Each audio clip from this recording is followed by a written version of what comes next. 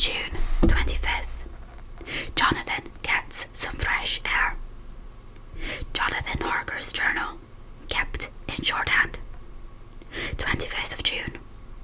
Morning. No man knows, till he has suffered from the night, how sweet and how dear to his heart and eye the morning can be. When the sun grew so high this morning that it struck the top of the great gateway opposite my window, the high spot which it touched seemed to me as if the dove from the ark had lighted there. My fear fell from me, as if it had been a vaporous garment which dissolved in the warmth. I must take action of some sort whilst the courage of the day is upon me.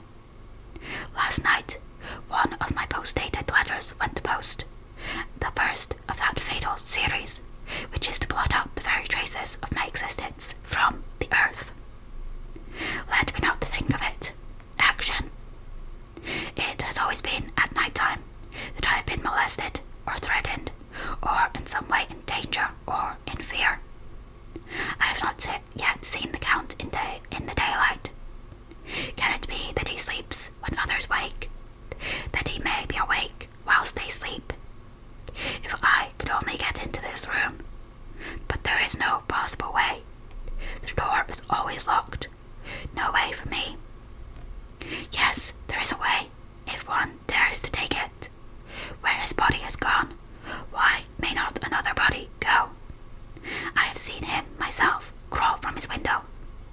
Why should not I imitate him and go in by his window? The chances are desperate, but my need is more desperate still. I shall risk it. At the worst, it can only be death, and a man's death is not a calf's, and the dreaded hereafter may still be open to me. God help me in my task. Goodbye, Mina. If I fail, goodbye, my faithful friend and second father. Goodbye, all, and last of all, Mina. Same day, later.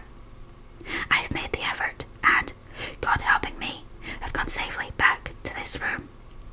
I must put down every detail in order. I went, whilst my courage was fresh, straight to the window on the south side, and at once got outside on the narrow ledge of stone which runs round the building on this side. The stones are big and roughly cut, and the mortar has, by a process of time, been washed away between them. I took off my boots and ventured out in the desperate way. I looked down once so as to make sure that a sudden glimpse of the awful depth would not overcome me, but after that kept my eyes away from it. I knew pretty well the direction and distance of the Count's window, and made for it as well as I could, having regard to the opportunities available. I did not feel dizzy. I suppose I was too excited, and the time seemed ridiculously short, till I found myself standing on the windowsill and trying to raise up the sash. I was filled with agitation, however, when I bent down and slid feet foremost in through the window. Then I looked around for the Count, but, with surprise and gladness, made a discovery. The room was empty. It was barely furnished with odd things, which seemed to have never been used. The furniture was something the same style as that in the south rooms, and was covered with dust. I looked for the key, but it was not in the lock. I could not find it anywhere. The only thing I found was a great heap of gold in one corner. Gold of all kinds, Roman and British, and Austrian and Hungarian, and Greek and Turkish money, covered with a film of dust, as though it had lain long in the ground. None of it that I noticed was less than 300 years old. There were also chains and ornaments, some jeweled, but all of them old and stained. At one corner of the room was a heavy door.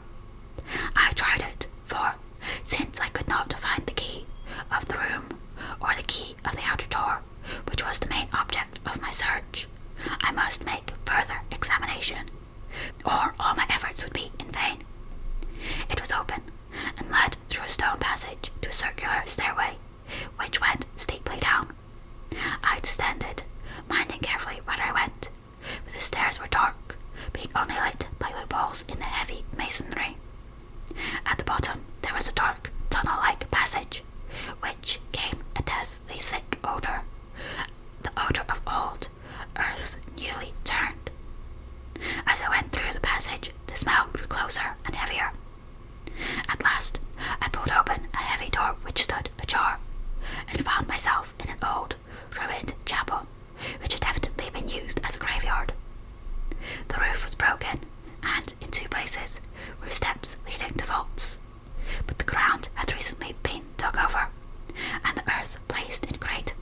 boxes, manifestly those which had been brought by the Slovaks.